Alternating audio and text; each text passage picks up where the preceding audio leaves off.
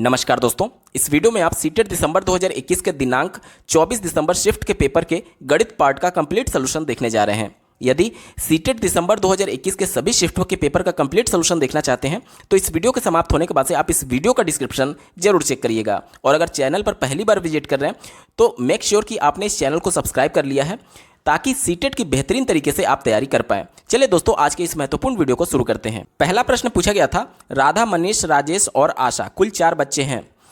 इनके बीच 37 कंचों को आपस में बांटना है। यदि प्रत्येक को समान संख्या में कंचे चाहिए तो हमें कंचों के समूह में और कितने कंचे जोड़ने पड़ेंगे। देखिए, जब भी किसी में बराबर बांटने की बात होती है तो उसका मतलब ये हुआ कि उसका जब आप भाग देंगे तो उसमें जो शेषफल आना चाहिए वो 0 आना चाहिए। चलिए इसको भाग दे करके देखते हैं क्या कुछ हमें संख्या प्राप्त होता है। 137 कुल कंचे बांटने हैं और कितने बच्चों के बीच में? 4 बच्चों के बीच में। देखिए 4 तिहाई 12, एक शेष बचा, 7 ऊपर से उतारेंगे, 4 चौके 16, एक शेष बचा। यहां पर आना चाहिए था शेषफल 0 लेकिन आ गया 1। अब हमें यह बोला जा रहा है कि जोड़ना ही है, मतलब आप एक को कम नहीं कर सकते, आपको और अधिक कंचे जोड़ने हैं। तो अब हम क्या जोड़ दें कि ये शेषफल 0 हो जाए? तो दिए गए ऑप्शन में से अगर हम लोग 3 जोड़ देंगे तो यहां पर जो एक शेषफल प्राप्त हो रहा था वो 3 जोड़ने पर 4 हो जाएगा और 4 से 4 कट जाएगा पूरी तरीके से। ठीक है, यानी कि 137 में 3 जोड़ेंगे तो कितना हो जाएगा? 140। अब एक बार इसको भाग दे करके देख लेते हैं। तो ये देखिए 4 तिहाई 12, 2 बचा, 4 पचे 20, यानी कि अब देखिए शेषफल 0 बच गया। यानी कि अगर हम लोग 137 में 3 और जोड़ देते हैं तो सभी बच्चों को समान कंचे मिल जाएंगे। ऑप्शन नंबर 3 इसका बिल्कुल सही उत्तर हो जाएगा। अगला प्रश्न पूछा गया था, विषम भिन्नों के समूह को चुनिए। विषम भिन्न उस भिन्न को कहा जाता है जिसका अंश उसके हर से बड़ा हो। ठीक है, अब दिए गए विकल्प में देखिए ये अंश जो है हर से छोटा है तो ये उत्तर नहीं होगा। यहाँ पर भी देखिए अंश जो है वो हर से छोटा है तो ये भी उत्तर नहीं होगा। लेकिन इस विकल्प को देखिए, जो अंश है दोनों में वो उसके हर से बड़ा है तो यही आपका सटीक उत्तर हो जाएगा। बहुत से अभ्यर्थियों को ये भी कन्फ्यूजन होगा कि यहाँ पर केवल 4 दिया गया। देखिए 4 का मतलब ये होता है कि नीचे हमेशा 1 रहेगा ही रहेगा, ये हर हो गया। तो अब अभ्यर्थी कह सकते हैं कि यहाँ पर भी तो अंश बड़ा है हर से, लेकिन यहाँ पर आपको समूह की बात की गई है। ठीक है, समूह की बात की गई है, यानी कि दोनों जो समूह में जो दोनों दिए गए हैं, जो दोनों भिन्न दिए गए हैं वो फुलफिल करने चाहिए। अब अगर दूसरा देखा जाए तो 1/8 दिया गया है तो 1/8 यहाँ पर विषम भिन्न नहीं है क्योंकि इसका अंश हर से छोटा था तो ये विकल्प गलत हो जाएगा। ठीक है, एक यहाँ पर विषम भिन्न था, एक नहीं था। चूंकि हमें समूह की बात करनी है, दोनों को लेकर के चलना है, इस वजह से ये उत्तर नहीं हो सकता। एक ही विकल्प बचा, ऑप्शन नंबर 3, ये विषम भिन्न होगा। अगला प्रश्न पूछा गया था, 27,720 के अभाज्य गुणनखंडों का योग क्या होगा। तो सबसे पहले इसका गुणनखंड निकाल लेते हैं। दिया गया है 27,720, 2 से मैं भाग देता हूं तो देखिए 13 दूना 26, 1 बचा, 2 अट्ठे 16, 1 बचा, 2 छक 12 और ये 0। ठीक है, अब उसके बाद से देखिए फिर से 2 से काटेंगे तो 2 छक 12, 1 बचा, 2 नवा 18 और ये 30। फिर 2 से काटेंगे तो देखिए 2 तियां 6, 2 चौके 8, 2 छक 12 और 2 पचे 10। ठीक है, फिर अब 2 से नहीं कटेगा तो 3 से काटते हैं तो 11 तियां 33, 1 बचा, 3 पचे 15, 1 बचा, 3 पचे 15। फिर 3 से काटते हैं तो क्या होगा? देखिए 3 से काटेंगे तो 3 त्रिका 9, 2 बचा, 3 आठे 24, 1 बचा, 3 पचे 15।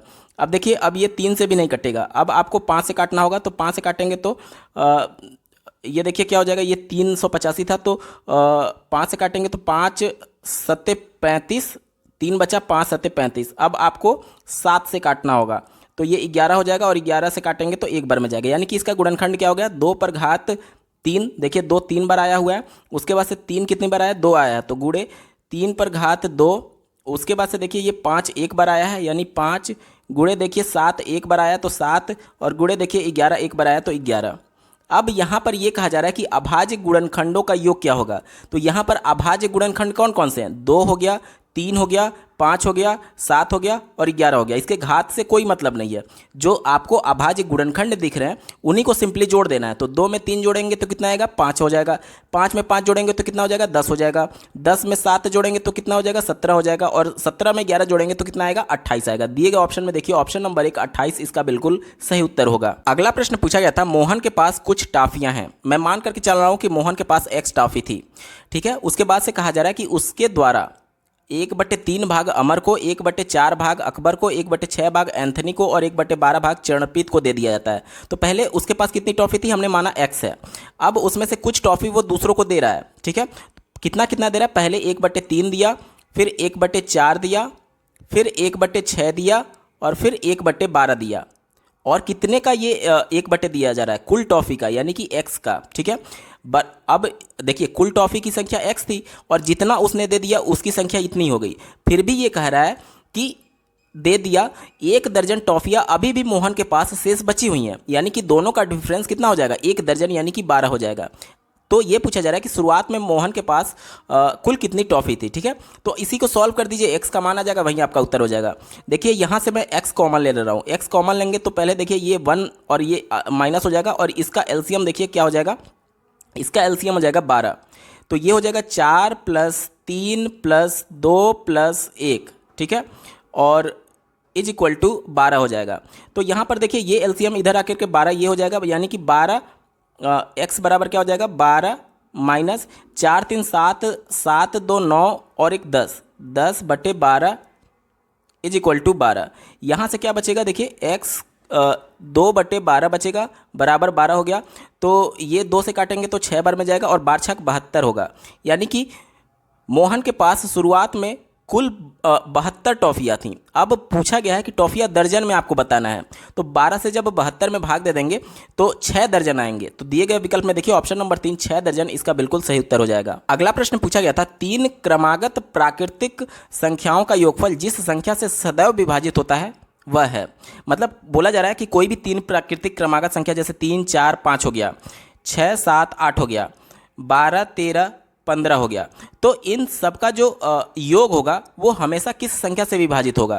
तो इसको एक जनरलाइज वे में मैं कन्वर्ट करके बता रहा हूँ। देखिए 3 प्राकृतिक संख्या क्या हो जाएगी, पहला अगर मैं x - 1 मान रहा हूँ तो दूसरा प्राकृतिक संख्या क्या हो जाएगी, आप कहेंगे कि x होगी, और इसके बाद से तीसरा क्या हो जाएगा, तो आप कहेंगे कि x + 1 होगा। देखिए तीनों क्रमागत है और प्राकृतिक संख्या है, मैंने जनरलाइज कर दिया, ठीक है। अब तीनों को अगर मैं जोड़ दूं तो क्या हो जाएगा, देखिए ये -1 है, ये +1 है और 3x आ जाएगा। अब देखिए किसी भी संख्या का गुणांक अगर 3 है तो जाहिर सी बात है वो संख्या 3 से विभाजित होगी ही होगी। तो ये कंफर्म हो गया कि जो भी योग करके आएगा वो हमेशा 3 से विभाजित होगा। दिए गए ऑप्शन में देखिए ऑप्शन 2 इसका बिल्कुल सही जवाब हो जाएगा, 3 से विभाजित होगी। अगला प्रश्न पूछा गया था यदि 6 अंकों की एक संख्या 2 4 6 7 8 x हो जो कि 11 से विभाजित हो रही है, और 5 अंकों की एक संख्या जो कि 3 6 7 1 y है जो कि 9 से पूरी तरीके से विभाज्य है, तो आपसे पूछा जा रहा है x + y divided by x - y का मान क्या होगा। तो इस संख्या में x दिया गया है और इस संख्या में y दिया गया है, यहाँ से x और y का मान निकाल करके यहाँ पर आपको पुट करना होगा। अब निकलेगा कैसे इसको समझते हैं। पहले देखिए ये कहा जा रहा है कि 2 4 6 7 8 x जो संख्या है ये 11 से पूरी तरीके से विभाजित हो रही है। अब विभाज्यता का नियम ये कहता है कि किसी संख्या के अल्टरनेट जो विषम स्थान पर अंक हैं, जैसे कि कौन कौन सा विषम पर है, देखिए 2 है, 6 है और 8 है, ये विषम स्थान पर है, और सम स्थान पर कौन है, 4 है, 7 है और x है। तो 11 से विभाज्यता का नियम ये कहता है कि विषम स्थान पर अंकों का योग माइनस सम स्थान पर अंकों का योग या तो 0 रहे या तो 11 का गुणक रहे, 11 से मल्टीपल हो। तो यहाँ पर देखिए अगर विषम की बात करें तो इनका योग निकालिए, 2 6 8 हो जाएगा और 8 16 हो जाएगा, माइनस सम स्थान पर अंकों का योग देखिए 4 7 11 हो जाएगा, प्लस x हो जाएगा 11 + x। अब देखिए x का मान 0 हो सकता है और उसके ऊपर होगा, माइनस में नहीं होगा, ठीक है। अगर x का मान हम लोग 0 भी ले लेते हैं तो भी 16 में से 11 घटाएंगे तो 11 का मल्टीपल नहीं आ रहा है, ठीक है। 16 में से 11 घटाएंगे, अगर x का मान मैं इनकेस 0 मान ले रहा हूँ तो 11 बचेगा, और 16 में से 11 घटाएंगे तो 5 बचेगा जो कि 11 का मल्टीपल नहीं है, जबकि ये कहा जा रहा है कि ये 11 से विभाज्य है, ठीक है। तो आपकी मजबूरी हो गई कि x का मान आपको ऐसा रखना है कि ये जो पूरा डिफरेंस है ये 0 आ जाए। क्यों? क्योंकि 11 का मल्टीपल तो आ नहीं रहा है, तो जाहिर सी बात है 0 ही आएगा। अब 0 लाने के लिए x का मान आपको 5 रखना ही होगा। क्यों 5 रखेंगे? क्योंकि 16 - 16 बराबर 0 आ जाएगा। ये यहाँ से क्लियर हो गया कि x का मान 5 है, ठीक है। अब देखिए ये जो दूसरी संख्या दी गई है इसमें से y का मान हमको निकालना है। दूसरी संख्या है 3 6 7 1 y। ये कहा जा रहा है कि ये 9 से पूरी तरीके से विभाजित होती है। 9 से विभाज्यता का नियम ये कहता है कि सभी अंकों का योग 9 से विभाजित होना चाहिए। सभी अंकों को जोड़िए, 3 6 9 7 16 1 17 और y 17 + y। अब y का मान कम से कम क्या जोड़ दिया जाए कि ये 9 से विभाजित हो जाए। तो अगर हम लोग y का मान 1 रख देते हैं तो ये पूरी संख्या 18 हो जाएगी जो कि 9 से विभाजित हो जाएगी। यानी ये क्लियर हो गया कि x का मान 5 है और y का मान 1 है, ठीक है। अब दिए गए इक्वेशन में x और y का मान पुट करते हैं तो देखिए x प्लस वाई यानी 5 प्लस 1 बराबर 6 और नीचे है x माइनस वाई यानी 5 माइनस 1 बराबर 4। अब इसको हम लोग 2 से काटते हैं तो 2 तिया 6, 2 दूनी 4, 3/2 आपका उत्तर आएगा। दिए गए विकल्प में देखिए ऑप्शन नंबर 1 इसका बिल्कुल सही जवाब होगा। अगला प्रश्न पूछा गया था निम्न में से अलग को छाटिए, जो चारों ऑप्शन में भिन्न है वहीं आपका उत्तर होगा। यहाँ पर मैं थोड़ा सा इसका अंग्रेजी भी दिखाना चाहूँगा क्योंकि हिंदी में बहुत ज़्यादा कन्फ्यूजन हो जाते हैं। यहाँ पर देखिए अंग्रेजी इसका ये दिया गया है, अष्टफलक को ऑक्टाहेड्रॉन कहते हैं, घन तो आप जानते हैं क्यूब बोला जाता है। उसके बाद से चतुर्स पार्श्वीय जो दिया गया था उसको अंग्रेजी में टेट्राहेड्रॉन कहते हैं और अंतिम जो दिया गया है पेंटागोनल प्रिज्म कहते हैं। स्क्रीन पर आप ऑक्टाहेड्रॉन का इमेज देख पा रहे होंगे। इसमें कुल 8 फलक होते हैं और सभी फलक त्रिभुजाकार होते हैं। आप स्क्रीन पर देख पा रहे होंगे ये एक फलक हो गया, ठीक है। इसी प्रकार से ये दूसरा फलक हो गया जो कि आपको सामने से दिख रहा है। इसके अलावा इसके 2 फलक ऐसे हैं जो कि इससे पीछे ढके हुए हैं, यानी ये वाला फलक देखिए डॉटेड करके जो बनाया हुआ है ये वाला फलक, और चौथा फलक ये हो गया जो कि आपको दिख नहीं रहा है, मतलब इसके जस्ट पीछे है। यानी 4 फलक ऊपर होते हैं और इसी प्रकार से 4 फलक नीचे होते हैं। और जो चारों फलक हैं वो चारों फलक त्रिभुजाकार होते हैं, यानी सभी का फलक का जो शेप है वो त्रिभुज के आकार का एक समान है, एक समान, ध्यान रखिएगा। दूसरा ऑप्शन दिया गया था क्यूब यानी कि घन। इसमें कुल 6 फलक होते हैं, 4 तरफ दीवारें और एक छत और एक फर्श। इसमें भी आप देखिए जो भी फलक होंगे सबका आकृति समान है, शेप समान है, सब वर्गाकार होंगे, ठीक है। तो जो एक शेप होगा एक फलक का वहीं 6 फलक का शेप होगा। तीसरा विकल्प दिया गया था टेट्राहेड्रॉन का, यानी चतुष्पार्श्वीय दिया गया था। यहाँ पर देखिए 4 फलक कुल होते हैं। ये पहला फलक हो गया, ये दूसरा हो गया, ये तीसरा हो गया और इसके जस्ट नीचे जो फर्श पर होगा वो चौथा फलक होगा। यहाँ पर भी देख लीजिए जो चारों फलक हैं सबका शेप एक समान है, यानी सभी त्रिभुजाकार है, ठीक है। यहाँ पर देखिए ये भी त्रिभुजाकार है, ये भी त्रिभुजाकार है और जो नीचे है वो भी त्रिभुजाकार ही होगा। यानी कि जो टेट्राहेड्रॉन है इसमें भी सभी फलक एक समान ही होते हैं। अंतिम विकल्प दिया गया था पेंटागोनल प्रिज्म। आप अपने स्क्रीन पर पेंटागोनल प्रिज्म का इमेज देख पा रहे होंगे। यहाँ पर देखिए इसमें कुल 5 दीवारें होती हैं और एक छत और एक फर्श, 7 फलक होते हैं। लेकिन यहाँ पर आप देखेंगे कि जो फर्श है ये देखिए इसका शेप देखिए ये पंचभुज के आकार का होता है, यानी 5 भुजाएं इसमें होती हैं। इसी प्रकार से देखिए जो इसका छत है ये भी पंचभुज होता है, 5 आकार की होती है। इसके अलावा जो यहाँ पर 5 दीवारें हैं, 1 2 3, इसके पीछे 2 दीवार और होंगी, यानी 5 जो दीवारें हैं इनका शेप आप देखिए ये आयताकार हैं। यहाँ से देखिए ये आयताकार है, जबकि छत और फर्श का जो एक तरीके से शेप था वो पंचभुज था। यानी कि इसकी सभी जो फलकें हैं वो एक समान नहीं है, इसमें आयत भी है और पंचभुज भी है। जबकि अन्य जो फिगर हमने देखा पहले उसमें सभी फलक, चाहे वो फर्श हो, छत हो या फिर दीवार हो, सब एक समान था। किसी में त्रिभुजाकार है तो वो त्रिभुजाकार ही है और अगर किसी में वर्गाकार है तो वो वर्गाकार ही है सभी फलक। लेकिन यहाँ पर डिफरेंस है, इसमें देखिए 5 दीवारों के जो फलक हैं वो एक तरीके से आयताकार है और छत और जो फर्श है वो पंचभुजाकार है। इसी वजह से यही सबसे अलग है और यही आपका उत्तर हो जाएगा पेंटागोनल प्रिज्म। तो पेंटागोनल प्रिज्म आपका अलग हो जाएगा। इसका नाम मैं हिंदी में भी एक बार आपको दिखा देता हूँ ताकि चीज़ें आपको क्लियर हो जाए। इसका नाम होता है पंचभुजाकार प्रिज्म। ऑप्शन नंबर 4 इसका बिल्कुल सही उत्तर हो जाएगा। अगला प्रश्न पूछा गया था एक चतुर्भुज के विकर्ण एक दूसरे को 90 अंश समकोण पर काटते हैं, यह चतुर्भुज नहीं हो सकता एक। तो इन चारों ऑप्शन में से कौन सा ऐसा चतुर्भुज है? चतुर्भुज का मतलब जिसकी 4 भुजाएं होंगी। तो कौन सा ऐसा चतुर्भुज है जिसके दोनों विकर्ण एक दूसरे को 90 अंश पर नहीं काटते? तो ये पहला विकल्प देखिए वर्ग बोला जा रहा है, जिसकी चारों भुजाएं बराबर हैं, तो इसके जो विकर्ण हैं वो हमेशा 90 अंश पर काटते हैं। तो ये तो उत्तर होगा नहीं, क्योंकि नहीं वाला पूछा गया है। दूसरा देखिए आयत दिया गया है। देखिए आयत कुछ इस प्रकार से होता है, इसके जो विकर्ण एक दूसरे को देखिए ये 90 अंश पे नहीं काटते हैं। ये देखिए ये कोण अधिक होता है और ये वाला कोण कम होता है, ठीक है। इसी प्रकार से अगर इसकी लंबाई आप बढ़ाते चले जाएंगे तो और ज़्यादा आपको क्लियर होगा। देखिए इस विकर्ण में देखेंगे तो ये कोण कम होता जा रहा है और ये कोण बढ़ता जा रहा है। तो यानी कि आयत के जो विकर्ण के एक दूसरे को 90 अंश पे नहीं काटते हैं। चूंकि आपसे नहीं पूछा गया था, यही आपका उत्तर हो जाएगा। ऑप्शन नंबर 2 आयत के विकर्ण एक दूसरे को 90 अंश पे नहीं काटते हैं। समचतुर्भुज की बात करें तो इसके काटते हैं, इस वजह से आपका उत्तर नहीं होगा। पतंग में भी काटते हैं तो ये भी उत्तर नहीं होगा। चूंकि नहीं पूछा गया था इस वजह से आयत में नहीं काटते हैं और यही आपका सही उत्तर हो जाएगा। अगला प्रश्न पूछा गया था यदि वर्ग की भुजा को दुगना कर दिया जाए तो उसका क्षेत्रफल क्या हो जाएगा? मान लीजिए पहले वर्ग की भुजा x थी तो उसका क्षेत्रफल क्या हो रहा था? x² हो रहा था। अब इस भुजा दुगना कर दिया जाए यानी 2x हो जाएगा, तो इसका क्षेत्रफल क्या हो जाएगा? 2x का होल स्क्वायर यानी 4x² हो जाएगा, यानी पहले का 4 गुना हो जा रहा है, ठीक है। ऑप्शन नंबर 3 देखिए 4 गुना, इसका बिल्कुल सही जवाब हो जाएगा। अगला प्रश्न पूछा गया था बिस्किट के एक छोटे पैकेट का आकार यहाँ पर लंबाई, चौड़ाई और ऊंचाई दिया गया है। एक थोक विक्रेता ऐसे छोटे पैकेट को एक बड़े बक्से में पैक करना चाहता है जिसका आंतरिक मापन यहाँ पर दिया गया है, लंबाई, चौड़ाई और ऊंचाई। इस बक्से में कुल कितने बिस्किट के पैकेट आ सकते हैं? तो जो बड़ा बक्सा है उसका हम लोग आयतन निकाल लें और एक छोटे पैकेट बिस्किट के पैकेट का आयतन निकाल लें और उसमें भाग दे दें, तो कुल बिस्किट कितने आएंगे इनकी संख्या हम लोग निकाल सकते हैं। तो चलिए सबसे पहले जो बॉक्स है इसका आयतन निकालते हैं। आयतन बराबर क्या होता है? लंबाई गुणे चौड़ाई गुणे ऊंचाई। लेकिन आपको विशेष तौर पर ध्यान ये देना है कि दोनों के मात्रक अंतर है। यहाँ पर मीटर में दिया गया और ऊपर सेंटीमीटर में दिया गया है, तो मीटर को सेंटीमीटर में पहले कन्वर्ट कर लेते हैं। इसका आयतन निकालते हैं बक्से का।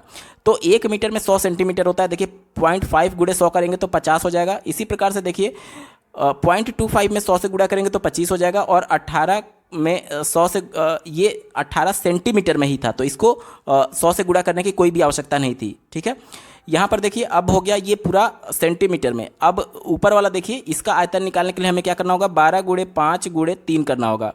अब देखिए 5 से काटेंगे तो 5 यहाँ 25। इसके बाद से देखिए 3 छक 18, 6 दूनी 12 और ये काटेंगे तो 25 हो जाएगा। यानी 25 गुणे 5 यानी कि 125 आपका उत्तर हो जाएगा। 25 पचे 125 होता है। ऑप्शन नंबर 2 125 इसका बिल्कुल सही जवाब हो जाएगा। यानी कि उस बक्से में 125 बिस्किट के पैकेट आ सकते हैं। अगला प्रश्न पूछा गया था, किसी भाग का क्षेत्रफल उसके परिमाप से सदैव ज़्यादा होता है।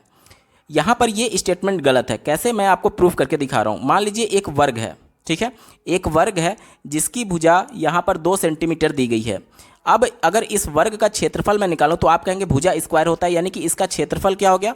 इसका क्षेत्रफल आएगा 4 सेंटीमीटर स्क्वायर। अगर मैं कहूं कि इसका परिमाप क्या होगा तो परिमाप आप कहेंगे 4 गुणे भुजा यानी कि 2 चौके 8 यानी कि 8 सेंटीमीटर होगा। यहाँ पर देखिए परिमाप ज़्यादा आ रहा है और क्षेत्रफल कम है। तो और विकल्प में क्या कह रहा है कि क्षेत्रफल जो होता है वो परिमाप से सदैव ज़्यादा होता है, जो कि गलत है। अभी आपने देख लिया कि परिमाप ज़्यादा आ रहा था। ठीक है, तो पहला गलत हो गया। दूसरा देखिए, सूत्र 2 गुणे लंबाई धन चौड़ाई द्वारा ज्ञात किया जाता है। ये परिमाप का एक तरीके से परिमाप निकालने का सूत्र है और वो भी केवल क्षेत्रफल पर लागू होगा। और ये क्षेत्रफल के कंडीशन में ये गलत है। क्यों? क्योंकि ये परिमाप निकाला जाता है, इससे क्षेत्रफल नहीं निकाला जाता। और वैसे भी ये संकुचित था, केवल आयत के बारे में ये फॉर्मूला फुलफिल होगा। ठीक है, तो गलत हो गया। तीसरा देखिए, सदैव लंबाई और चौड़ाई से गुणा करके ज्ञात किया जाता है। लंबाई चौड़ाई से आप आयत में निकाल सकते हैं, लेकिन अन्य किसी आकृति में आप केवल लंबाई चौड़ाई से गुणा करके नहीं निकाल पाएंगे। इस वजह से ये संकुचित होने की वजह से आपका उत्तर नहीं होगा। एक ही विकल्प बचा, ऑप्शन नंबर 1 देखिए, एक सतह पर क्षेत्र द्वारा घेरी जाने वाली जगह का माप होता है। ये विकल्प बिल्कुल सही है। मान लीजिए कोई भी आकृति है तो उसके द्वारा सतह पर कितना एक तरीके से जगह घेरा जा रहा है। ये देखिए जो मैं कलर कर रहा हूँ, ये पूरा जगह घेरा गया है इस आकृति के द्वारा। तो जितना जगह घेरा जाएगा उतना ही उसका क्षेत्रफल होगा। तो चौथा विकल्प बिल्कुल पॉजिटिव था और यही आपका उत्तर हो जाएगा। ऑप्शन नंबर 4 सही जवाब है। अगला प्रश्न पूछा गया था, 60 लीटर और 750 मिलीलीटर दूध समान आकार की 27 बोतलों में भरा जाता है। ऐसी 17 बोतलों में दूध की मात्रा कितनी होगी? मतलब कि यहाँ पर टोटल दूध की मात्रा आपको दी गई है, इसमें 27 से अगर हम लोग भाग दे दें तो एक बोतल में कितना दूध आ रहा है ये मात्रा हम लोग ज्ञात कर लेंगे। और प्रश्न में 17 बोतल पूछा गया है, तो एक बोतल में दूध की मात्रा हमने निकाल लिया, उसमें 17 से गुणा करके टोटल 17 बोतल को मिला करके कुल कितना दूध होगा निकाला जा सकता है।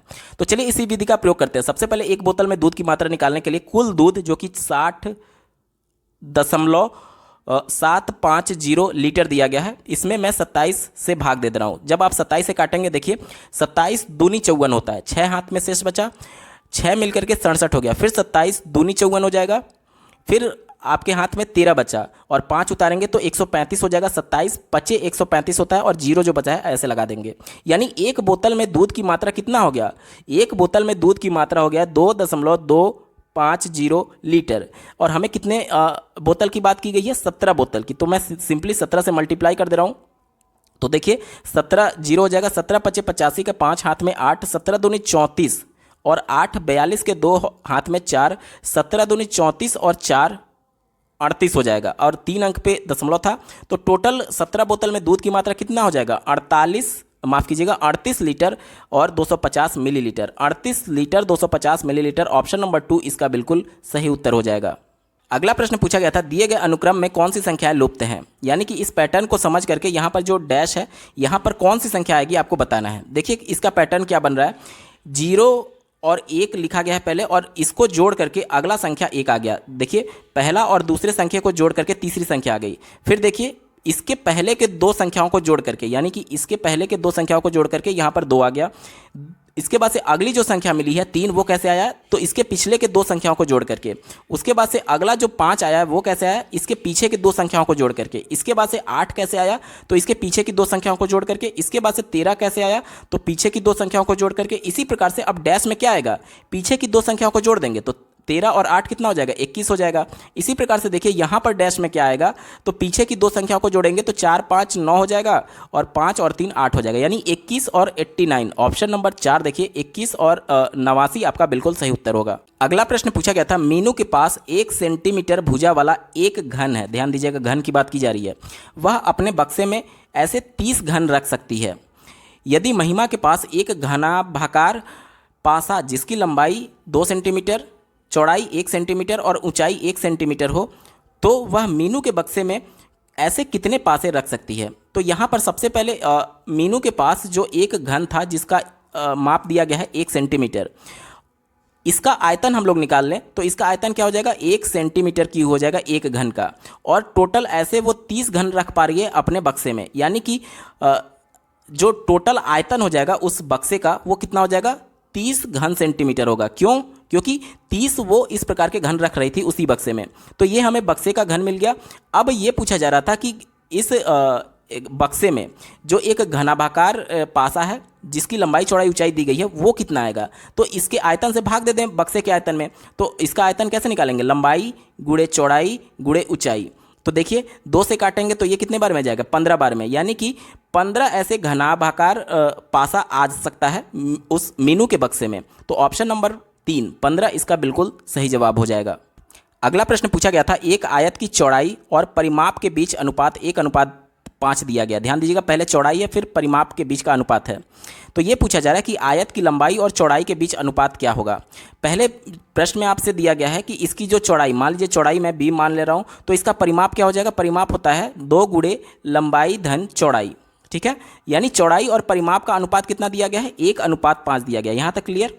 अब देखिए तिर्यक गुणा मैं सिंपली कर रहा हूँ, इसका इधर और इसका इधर, तो क्या हो जाएगा 5b बराबर 2l प्लस 2b। अब ये 2b को मैं इधर पक्षांतर कर रहा हूँ और माइनस हो जाएगा, 5 में से 2 घटेगा तो 3b आपका बच जाएगा बराबर 2l। ठीक है, अब यहाँ पर देखिए इस b को मैं इधर नीचे भाग दे रहा हूँ और 2 को इधर नीचे भाग दे रहा हूँ, तो क्या हो जाएगा l डिवाइडेड बाई b बराबर 3 डिवाइडेड बाई 2। यहाँ पर l बटा b क्या हो जाएगा, ये लंबाई और चौड़ाई का अनुपात हो गया और इसका अनुपात कितना आया, 3:2। ऑप्शन नंबर 1 इसका बिल्कुल सही उत्तर हो जाएगा। अगला प्रश्न पूछा गया था, कक्षा 5 के अध्यापक श्रीमान जैकब ने अपने विद्यार्थियों को निम्नलिखित 2 शाब्दिक समस्याएं दी। पहला शाब्दिक समस्या उनके द्वारा ये दिया गया कि 15 संतरों को कमल 3 बराबर पंक्तियों में रखता है, उसे एक पंक्ति में कितने संतरे रखने होंगे। दूसरा प्रश्न उनके द्वारा ये बताया गया कि 15 संतरों को कमल पंक्तियों में इस प्रकार रखना चाहता है ताकि प्रत्येक पंक्ति में 5 संतरे हों, वह ऐसी कुल कितनी पंक्तियां बना सकता है। अब आपसे प्रश्न पूछा जाए, ये 2 प्रश्न टीचर के द्वारा बच्चों से पूछे गए और अब आपसे सीटेट में ये प्रश्न पूछा गया है, दी गई स्थिति के अनुसार कौन सा कथन सत्य है। देखिए दोनों कंडीशन में आपको भाग ही देना है। यहाँ पर 15 संतरे थे और 3 बराबर पंक्तियों में रखने थे, यानी कि एक पंक्ति में कितने संतरे रखेंगे, तो 15 में 3 से भाग देंगे तो 5 संतरे रखे जाएंगे। और दूसरा प्रश्न पूछा गया था, 15 संतरों को कमल पंक्तियों के रखना चाहता है ताकि प्रत्येक पंक्ति में 5 संतरे हो। अब प्रत्येक पंक्ति में 5 संतरे हो तो यहाँ पर पूछा जाए कुल कितनी पंक्ति बनेगी, तो 15 में 5 से भाग दे देंगे तो कुल 3 पंक्ति बनेगी। दोनों जगह पे भाग ही देना है। अब चलिए हम लोग विकल्प को देखते हैं। पहला विकल्प ये कहा जा रहा है, 2 समान शाब्दिक समस्याओं को प्रस्तुत करने की आवश्यकता नहीं है क्योंकि दोनों को हल करने के लिए भाग की आवश्यकता है। ये विकल्प निगेटिव था। क्यों, अगर बच्चे को कोई संप्रत्यय समझ में नहीं आ रहा है तो उसको शाब्दिक तरीके से अलग अलग चीज़ों के माध्यम से उसको बताया जा सकता है और यही जैकब श्रीमान जैकब जो कि टीचर हैं उनके द्वारा किया गया है। तो ये बिल्कुल पॉजिटिव सेंस में है कि आप कई तरीकों से बच्चों को प्रॉब्लम समझा रहे हैं। ठीक है, और ये विकल्प क्या कह रहा है, निगेटिव कह रहा है कि कोई आवश्यकता नहीं थी, तो इस वजह से ये आपका उत्तर नहीं होगा। इसके बाद से तीसरा देखिए, दोनों समस्याएं भाग संरचना के अंतर्गत बराबर विभाजन पर आधारित है। यहाँ पर कंडीशंस इस प्रकार से हैं कि दोनों बराबर विभाजन पर आधारित है, लेकिन अगर देखेंगे तो दोनों का एक तरीके से बेस अलग था। एक में अलग चीज़ पूछा गया, दूसरे में अलग चीज़ पूछा गया, ठीक है। तो इस वजह से ये तीसरा विकल्प नहीं होगा। चौथा देखिए, अध्यापक विद्यार्थियों को 3 और 5 की गुणन सारणी यानी पहाड़े सिखाने याद करवाना चाहती है। देखिए याद कराना आ गया, ये निगेटिव सेंस में दे रहा है, और वैसे भी ये पहाड़ा नहीं सिखाया जा रहा है, यहाँ पर भाग देने की विधि बताई जा रही है, तो ये आपका गलत हो गया, ठीक है। एक ही विकल्प बचा ऑप्शन नंबर 2, अध्यापक को भाग संरचना के अंतर्गत आने वाली विभिन्न शाब्दिक समस्याओं के प्रारूप एवं उप प्रारूप की स्पष्टता है। ये विकल्प बिल्कुल पॉजिटिव है, यानी टीचर खुद ये क्लियर है कि एक ही भाग के प्रश्न को किस प्रकार से दूसरे शब्दों में पिरो करके बच्चों को समझाया जा सकता है। तो ये सबसे ज़्यादा अप्रोप्रिएट आंसर है और यही आपका उत्तर भी होगा, ऑप्शन नंबर 2 सही विकल्प है। अगला प्रश्न पूछा गया था, निम्न में से क्या बुनियादी संख्यात्मक कौशल वृद्धि के लिए सुझावित शिक्षा शास्त्रीय रणनीति नहीं है। जो निगेटिव होगा वहीं आपका उत्तर होगा। देखिए बात की जा रही है बुनियादी संख्यात्मक कौशल, यानी कि बच्चे को अभी बिल्कुल उसका माइंड खाली है और उसको संख्या के बारे में आपको बताना है, संख्यात्मक कौशल के बारे में बताना है। मतलब बिल्कुल बच्चा शुरुआती स्टेज में है जब वो संख्या को सीख रहा है, तो उसके लिए क्या क्या हेल्पफुल हो सकता है, और जो नहीं होगा वहीं आपका उत्तर होगा, क्योंकि निगेटिव सेंस में पूछा गया है। पहला देखिए कहा गया है हस्त कौशल सामग्री का उपयोग। यहाँ पर हस्त कौशल सामग्री का उपयोग मतलब हाथ से बनाए गए कुछ सामग्री होगी जिसका उपयोग करके संख्यात्मक कौशल उसमें विकसित किया जा सकता है। बिल्कुल किया जा सकता है, ये पॉजिटिव विकल्प है, इस वजह से आपका उत्तर नहीं होगा। क्यों? देखिए मान लीजिए हाथ से कुछ डिब्बे बनाए गए होंगे, तो उन डिब्बों को बच्चों को दिखा करके बताया जा सकता है कि ये एक डिब्बा है। इसी प्रकार से 2 डिब्बे अलग रख करके बताया जा सकता है कि ये 2 डिब्बा है। मतलब कि आप डिब्बा दिखा रहे हैं जो कि हस्त कौशल से बनाया गया है, लेकिन उसके साथ ही ये संख्या भी तो रिप्रेजेंट कर रहा है कि ये एक को डिनोट कर रहा है, तो ये कहीं ना कहीं संख्यात्मक कौशल में वृद्धि करेगा। इस वजह से पहला चूंकि पॉजिटिव था, इस वजह से आपका उत्तर नहीं होगा, क्योंकि निगेटिव सेंस वाला आपका उत्तर होगा। तीसरा देखिए कहानियों, कविताओं और खेलों का उपयोग, ये भी बिल्कुल पॉजिटिव है। क्यों पॉजिटिव है?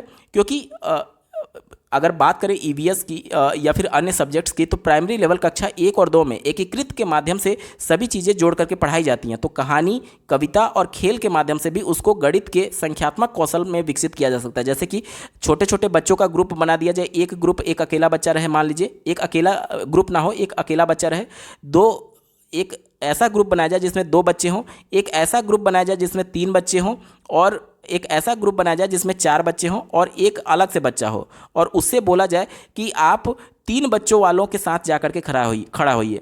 तो जब एक बच्चा ये देखेगा कि इसमें 3 बच्चा किस ग्रुप में है, तो कहीं ना कहीं उसमें संख्यात्मक कौशल तो विकसित हो ही रहा है। वो जानेगा कि इस वाले ग्रुप के साथ मुझे जाकर के खड़ा होना है। तो ये देखिए ये खेलों का उपयोग किया जा रहा है उसमें संख्यात्मक कौशल विकसित करने के लिए, तो ये भी बिल्कुल पॉजिटिव है होगा। और चूंकि पॉजिटिव था इस वजह से आपका उत्तर नहीं होगा, क्योंकि निगेटिव सेंस में उत्तर देना है, ठीक है। चौथा देखिए मातृभाषा में निर्देश देना। मातृभाषा, बच्चे बिल्कुल बुनियादी स्टेज पर हैं और उनके लिए मातृभाषा ही उनके लिए एक तरीके से संसाधन के रूप में यूज किया जा सकता है, क्योंकि बच्चे अभी सिर्फ मातृभाषा जानते हैं, अलग से कोई दूसरी भाषा नहीं जानते हैं। तो मातृभाषा में उनको निर्देश दिया जा सकता है कि आप ऐसे करिए, या फिर जैसे ये बच्चे को कहा गया कि आप जा करके 3 ग्रुप वाले बच्चे के साथ खड़े होइए, तो ये भी तो निर्देश ही है और मातृभाषा में दिया गया है, तो ये भी उसके लिए सपोर्ट करेगा संख्यात्मक कौशल विकसित करने में। चूंकि ये पॉजिटिव था इस वजह से आपका उत्तर नहीं होगा। एक ही विकल्प बचा ऑप्शन नंबर 2। देखिए क्या कहा जा रहा है, संख्यात्मक प्रश्नों का प्रयोग।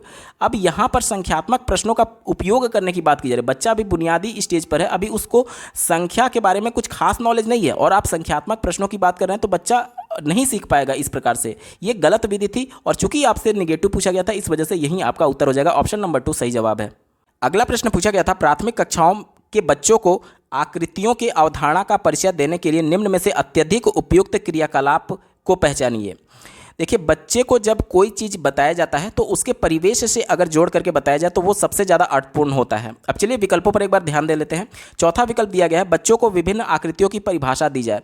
एनसीएफ 2005 परिभाषा को बहुत ज़्यादा पॉजिटिव नहीं देखता है। वो कहता है कि परिभाषा तो ठीक है, बच्चे को बताना चाहिए, लेकिन परिभाषा बताने से बच्चे समझ नहीं पाएंगे, क्योंकि बच्चों को खेल के माध्यम से, कहानी के माध्यम से ही बताना पड़ेगा। तो परिभाषा थोड़ा निगेटिव सेंस में था, इस वजह से आपका उत्तर नहीं होगा, ये गलत हो गया। तीसरा देखिए, शिक्षक को विभिन्न आकृतियों का चित्र श्याम पट्ट पर बना करके एक एक करके उनका परिचय देना चाहिए।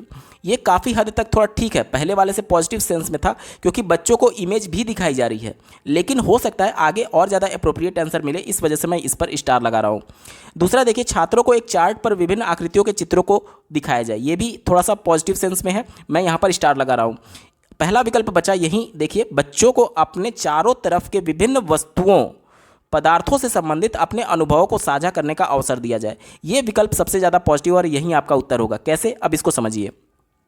अपने चारों ओर की बात की जा रही है, यानी कि वो उसका परिवेश हो गया, और परिवेश में जो उसके वस्तु या फिर पदार्थ उसने देखा है, उस देखे हुए वस्तु से जो उसको अनुभव प्राप्त हुआ है, वो अनुभव क्लास में साझा करने की बात की जा रही है। यानी बच्चे को कहीं ना कहीं अवसर दिया जा रहा है कि आप अपने परिवेश में क्या देखें, किस प्रकार के, किस शेप के वस्तुओं को देखें, किस आकृति की वस्तुओं को देखें, तो वो सब चीज़ जब अपना अनुभव शेयर करेगा और एक तरीके से एक्टिवली पार्टिसिपेट कर पा रहा है, साथ ही साथ परिवेश से जुड़े अनुभवों को बता रहा है, तो ये सबसे ज़्यादा उसके लिए फेवरेबल होगा।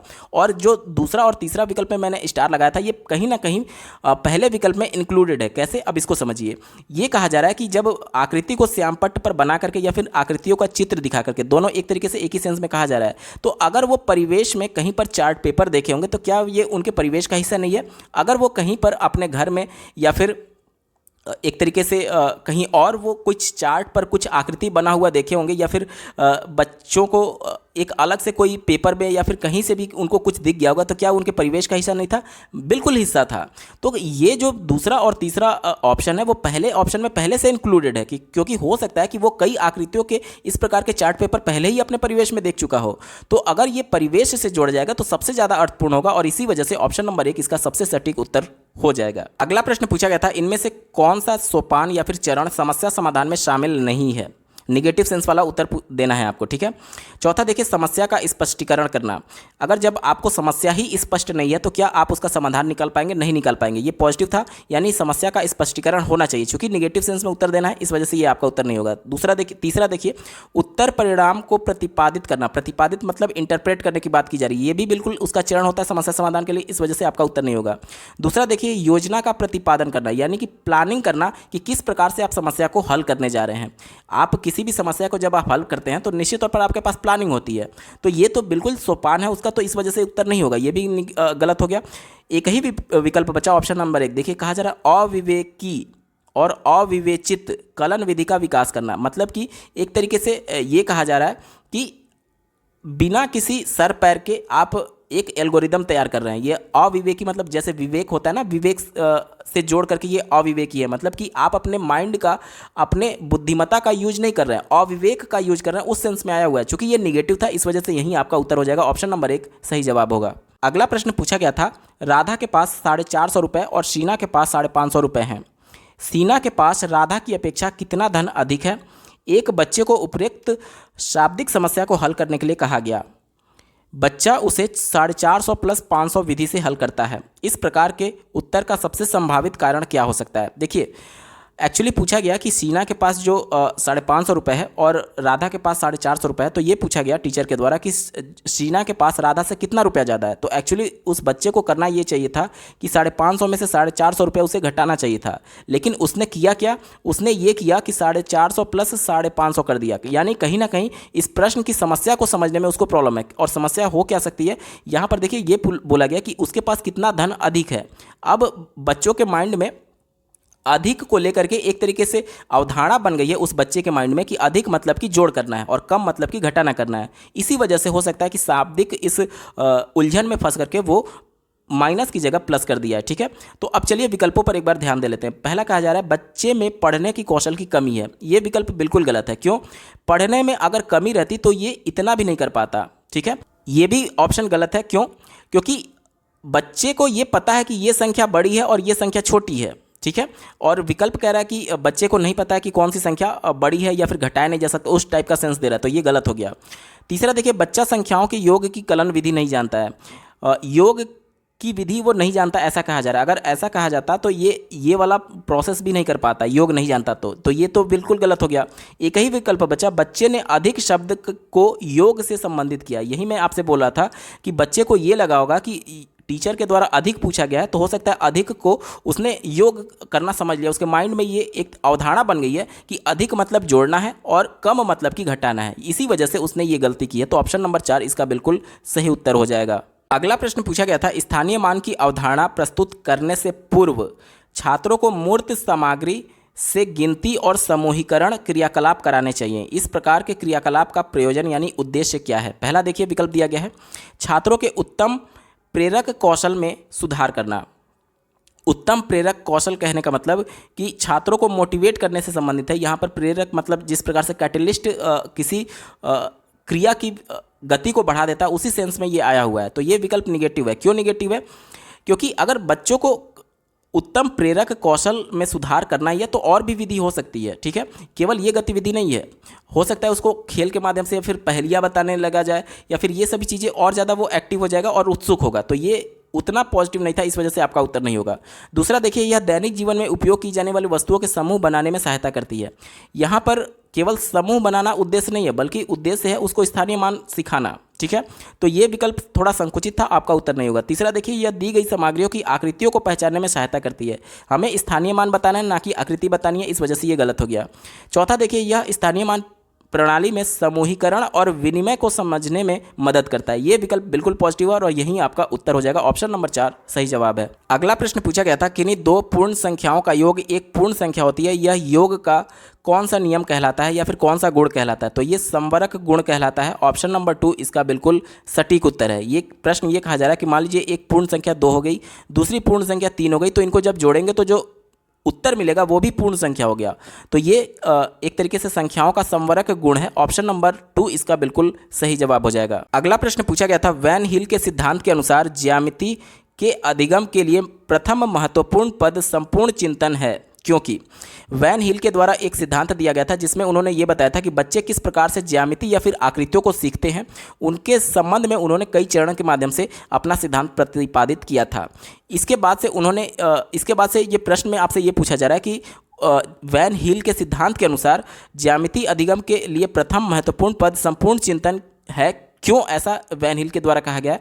तो इसका देखिए चौथा विकल्प दिया गया है, यह टैनग्राम पहेलियों को हल करने में बच्चों की सहायता करता है। देखिए, किसी भी कॉन्सेप्ट को बताना या फिर समझाना या फिर बच्चे को अधिगम कराना, केवल ये नहीं होता है कि बच्चे पहेली को हल करें। ये इसका संकुचित जवाब था, इस वजह से आपका उत्तर नहीं होगा। तीसरा देखिए, यह बच्चे को ज्यामिति में अच्छे अंक प्राप्त करने में सहायता करता है। ये बिल्कुल गलत है, क्योंकि कभी भी अधिगम का लक्ष्य अच्छा अंक, ज़्यादा नंबर, फर्स्ट आना, इस प्रकार का नहीं होता है। तो ये भी निगेटिव था, आपका उत्तर नहीं होगा। दूसरा देखिए, यह बच्चों के ज्यामिति आकृतियों के नाम स्मरण करने में सहायता करता है। एनसीएफ 2005 रटने, स्मरण, याद करने जैसे चीज़ों को पूरी तरीके से निगेटिव मानता है, इस वजह से आपका उत्तर दूसरा भी नहीं होगा। एक ही विकल्प बचा, यह आकृतियों के विश्लेषण और दृश्यीकरण कौशल को विकसित करता है। तो ऑप्शन नंबर 1 बिल्कुल सही जवाब हो जाएगा। अगला प्रश्न पूछा गया था, एक अध्यापिका अपने छात्रों को कोई भी 4 अंक उपयोग करके एक 4 अंकों की सबसे बड़ी संख्या बनाने के लिए कहती है, बशर्ते उसे 5 को इकाई के स्थान पर नियत करना होगा। यह किसका उदाहरण है, मतलब किस प्रकार के प्रश्न का उदाहरण है? तो यहाँ पर देख लीजिए, ये एक क्लोज एंडेड क्वेश्चन का उदाहरण है, जिसे हिंदी में नियतकालिक प्रश्न यहाँ पर कहा गया है। अब आपके मन में ये सवाल आ सकता है, जैसे देखिए 4 अंक की संख्या बनानी है, लेकिन उसने, जो शिक्षिका है, उसने ये कह दिया है कि इकाई के अंक पर 5 फिक्स आपको रखना ही रखना है। अब बच्चे के पास केवल 3 विकल्प बचा, यहाँ पर वो कोई संख्या रख सकता है। तो चूंकि यहाँ पर एक तरीके से उसे बाउंड कर दिया गया कि आप 5 ही रखेंगे, इस वजह से बच्चे अब कम सोचने के लिए बाध्य होंगे। इस वजह से अगर ऐसा रहता कि चारों पर बच्चों को फ्री छोड़ दिया जाता कि आप अपनी तरफ से कोई भी 4 अंक का प्रयोग करके बड़ी से बड़ी संख्या लिखिए, तो यहाँ पर बच्चे के पास और ज़्यादा अवसर मिलते हैं एक तरीके से नए तरीके से सोचने के लिए या फिर वो बड़ी संख्या निकालने के लिए। अब चूंकि यहाँ पर बच्चे को एक तरीके से संकुचित कर दिया गया, एक डिजिट यहाँ पर फिक्स करने की वजह से, इस वजह से ये क्लोज एंडेड क्वेश्चन का उदाहरण है। ऑप्शन नंबर 2 इसका बिल्कुल सही जवाब हो जाएगा। अगला प्रश्न पूछा गया था, दशमलव संख्याओं का प्रतिनिधित्व करने के लिए निम्न में से कौन सी उपयुक्त है? दशमलव संख्या का प्रतिनिधित्व करना है और अति उपयुक्त पूछा जा रहा है, तो इसका उत्तर हो जाएगा ग्राफ पेपर या फिर ग्रेड पेपर। कैसे, अब इसको समझिए। बचपन में आपने खूब ग्राफ पेपर का यूज किया होगा। ग्राफ पेपर में इस प्रकार से कुछ लाइंस बनी होती थी, और ये मान लीजिए 1 है, ये 2 है, और इसको फिर 10 भागों में इस प्रकार से डिवाइड किया गया रहता था। 2 3 4 5 6, मान लीजिए ये 10 हो गया। इसी प्रकार से अगला भाग भी 1 2 3 4 5 6 7 8 9 10 इस प्रकार से होगा, और इस प्रकार से ये फिर से इस प्रकार से ऊर्ध्वाधर भी लाइन होती थी। अब मान लीजिए कि आपको 1.2 को डिनोट करना है, तो एक भाग तो ये पूरा हो गया, पूरा 1 हो गया, और 0.2 को डिनोट करने के लिए आप ऊपर वाले ये जो पूरा एक भाग है, यहाँ से यहाँ तक पूरा एक भाग है, और इसमें से 2 खाने अगर हम लोग ले लें तो वो 0.2 को डिनोट करेगा। यानी कि ये अगर इतनी पूरी दूरी देखी जाए तो ये 1.2 को डिनोट करेगा। तो यही प्रश्न में आपसे पूछा जा रहा है कि दशमलव संख्याओं का प्रतिनिधित्व करने के लिए निम्न में से कौन अति उपयुक्त होगा। तो ग्राफ पेपर सबसे ज़्यादा उपयुक्त होगा। ऑप्शन नंबर 3 इसका बिल्कुल सटीक उत्तर है। अगला प्रश्न पूछा गया था, गणित से संबंधित निम्न में से कौन सा कथन उचित है। पहला देखिए स्टेटमेंट दिया गया है, गणित समस्याओं प्रश्नों का हल निर्धारित पाठ्य पुस्तकों में दी गई कलन विधियों द्वारा करना चाहिए। यानी कि आपके सिलेबस में जो बुक है उसमें जो विधि बताई गई है सिर्फ उसी विधि से आपको बाध्य करने के लिए बोला जा रहा है कि केवल उसी विधि से आप प्रश्न को सॉल्व करिए। इससे बच्चा तो बिल्कुल डम्ब हो जाएगा, उसमें सृजनात्मकता या फिर मौलिकता कुछ रहेगी नहीं, अपना कुछ सोचेगा ही नहीं। तो ये तो बिल्कुल निगेटिव था, आपका उत्तर नहीं होगा। दूसरा देखिए, गणित केवल संख्याओं और संख्या की अवधारणाओं के बारे में है। केवल शब्द हमेशा विकल्प को निगेटिव कर देता है, इस वजह से आपका उत्तर नहीं होगा। एक ही विकल्प बचा ऑप्शन नंबर 3 देखिए, ऑप्शन सी, गणित के प्रश्नों समस्याओं का हल आलोचनात्मक चिंतन को बढ़ावा देता है। अब आलोचनात्मक चिंतन का मतलब क्या हुआ, कोई विधि मान लीजिए टीचर के द्वारा बताया गया और बच्चे को लगता है कि उसमें कुछ कमी है या फिर कुछ नए तरीके से वो सोच सकता है, कुछ नई विधि के माध्यम से उसको हल कर सकता है, तो वो आलोचनात्मक चिंतन कर रहा है। यानी कि कहीं ना कहीं वो सोच विचार कर रहा है कि इसका इस तरीके से हल क्यों नहीं किया जा सकता, दूसरी विधि से हल कैसे करेंगे। तो ये आलोचनात्मक चिंतन हो गया, ठीक है। यानी कि किसी की विधियों में सकारात्मक रूप से कमी निकालते हुए नए विधि का निजात करना या फिर नई विधि से प्रश्नों को हल करना आलोचनात्मक चिंतन कहलाएगा, ठीक है। तो यहाँ पर यह विकल्प पॉजिटिव था, यही आपका उत्तर होगा। दिए गए विकल्प में देखिए केवल सी आपका सही है। ऑप्शन नंबर 3 केवल सी इसका बिल्कुल सटीक उत्तर है। अगला प्रश्न पूछा गया था, एक बस संख्या 405 स्थान ए से स्थान बी के बीच चलती है। ऊपर दिए गए कथन में किस प्रकार की संख्या का चित्रण का उपयोग किया गया है। यानी कि जो बस का यहाँ पर नंबर दिया गया है 405, ये किस प्रकार का नंबर है आपसे पूछा जा रहा है। जैसे मैं ये बोलूँ कि आपका नाम क्या है, तो आपका कुछ पर्टिकुलर नाम होगा जिसके वजह से आप पहचाने जाते हैं। मतलब कि भीड़ में अगर आपको बुलाना होगा तो आपके नाम को अगर पुकारा जाएगा तो निश्चित तौर पर आप पलट करके देखेंगे। इसी प्रकार से किसी वस्तु के लिए भी एक नाम निर्धारित किया गया है। जिसमें आप चाय पीते हैं उसको कप बोला जाता है, आप उसको हाथी नहीं बोलेंगे। मतलब कि सभी चीज़ों का, चाहे व्यक्ति हो, स्थान हो, वस्तु हो, सबका एक निश्चित नाम होता है जिससे वो जाना पहचाना जाता है। इसी प्रकार से इस बस का भी एक नाम दिया गया है, बस संख्या 405। ये बस का एक तरीके से नाम है। तो ऑप्शन नंबर 4 देखिए, नामित और अंकित संख्या, ये इसका बिल्कुल सही उत्तर हो जाएगा। ये इसकी पहचान है कि बस संख्या 405 उसका नाम दिया गया। ऑप्शन 4 सटीक उत्तर है। अगला प्रश्न पूछा गया था, अशुद्धियां अधिगम का एक आवश्यक अंग है, ऐसा क्यों। मतलब जो स्टेटमेंट दिए गए हैं उसमें से कौन सा इस स्टेटमेंट को सपोर्ट करता है, इस वाक्य को सपोर्ट करता है कि अशुद्धियां अधिगम का आवश्यक अंग है। चौथा विकल्प देखिए, असत्य है क्योंकि अधिगम में विशुद्धता चाहिए। ये कहा जा रहा है कि अधिगम बिल्कुल शुद्ध होना चाहिए। क्या ये संभव है कि बिना कोई गलती किए बच्चा कुछ सीख पाए। जब बच्चा गलती करेगा तब उसको अनुभव होगा कि हाँ मैंने ये गलती की है। अपने अनुभव के आधार पर वो अपने ज्ञान की संरचना स्वयं करता है। ये संरचनावाद मानता था। यानी कि जो जीन पियाजे और लेव वाइगोत्स्की थे वो संरचनावाद के सबसे बड़े समर्थक थे और उन्होंने ये कहा था कि बच्चे अपने ज्ञान का निर्माण स्वयं करेंगे और अपने अनुभव के माध्यम से करेंगे, सामाजिक अंतःक्रिया के माध्यम से करेंगे। और अनुभव कब होगा, जब वो कुछ गलती करेंगे और उनको एहसास होगा कि मैंने गलती की है और इस प्रकार से नहीं, ये चीज़ इस प्रकार से होनी चाहिए। तो ये कहना कि अधिगम एक तरीके से बिल्कुल विशुद्धता चाहिए, अधिगम में कोई गलती नहीं चाहिए, यह विकल्प निगेटिव है, आपका उत्तर नहीं होगा। चौथा विकल्प गलत हो गया। तीसरा देखिए, सत्य है क्योंकि यह दर्शाता है कि छात्र अधिगम नहीं कर रहे हैं क्योंकि गणित अध्यापक कुशल नहीं है। यह विकल्प बिल्कुल ही गलत है। क्यों? क्योंकि अधिगम में अशुद्धियाँ होनी चाहिए। इसका मतलब ये नहीं है कि छात्र अधिगम नहीं कर रहे हैं। छात्र अधिगम कर रहे हैं तभी तो वो गलती कर रहे हैं, क्योंकि अनुभव प्राप्त करने के लिए वो गलती कर रहा है और उस गलती को सुधार करके वो सही अनुभव को एक तरीके से सीखने के तौर पर इस्तेमाल करेगा। तो ये तीसरा विकल्प भी निगेटिव था, आपका उत्तर नहीं होगा। पहला विकल्प देखिए, असत्य है क्योंकि यह दर्शाता है कि छात्रों का प्रदर्शन प्रत्याशित नहीं है। ये भी विकल्प निगेटिव, आपका उत्तर नहीं होगा। एक ही विकल्प बचा, ऑप्शन नंबर 2 देखिए, सत्य है क्योंकि यह शिक्षक और छात्रों दोनों के लिए अवसर उपलब्ध कराता है कि वे अपनी अशुद्धियों का विश्लेषण करें और उनका प्रभावपूर्ण रूप से संबंधित करें।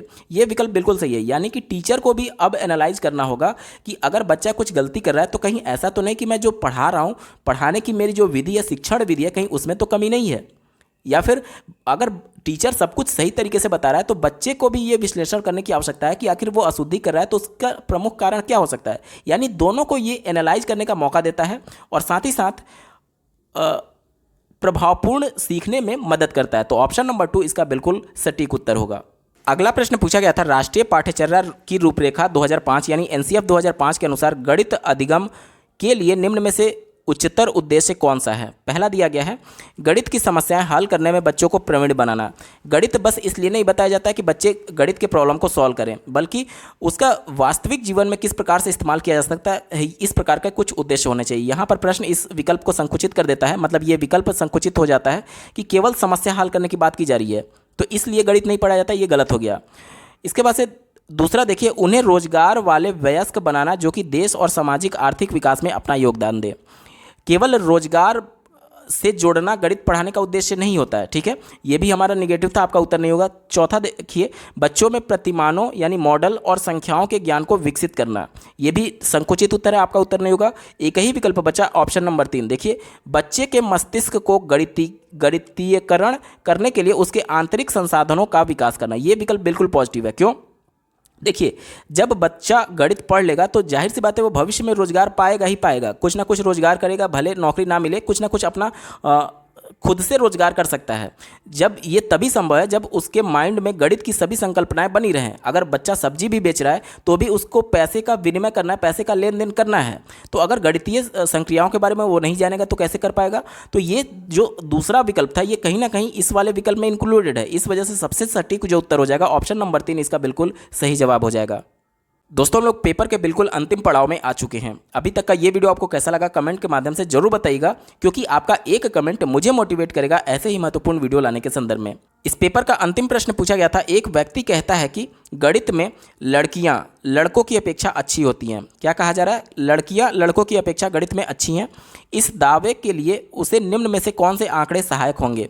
यानी कि एक व्यक्ति ये दावा कर दिया कि लड़कियां लड़कों से ज़्यादा तेज हैं गणित में। अब इस दावे को उसे सही साबित करना है, तो कौन सा स्टेटमेंट उसके इस दावे को सपोर्ट करेगा। पहला देखिए, कहा जा रहा है समुदाय के अनेक व्यक्तियों की राय लेना, यानी कि केवल आप लोगों से पूछ करके ये कंफर्म नहीं हो सकते, क्योंकि ये प्रमाणिक नहीं होगा, तो ये पहला गलत हो गया। दूसरा देखिए, कक्षा में एक परीक्षा लेना और लड़के तथा लड़कियों द्वारा प्राप्तांकों की तुलना करना।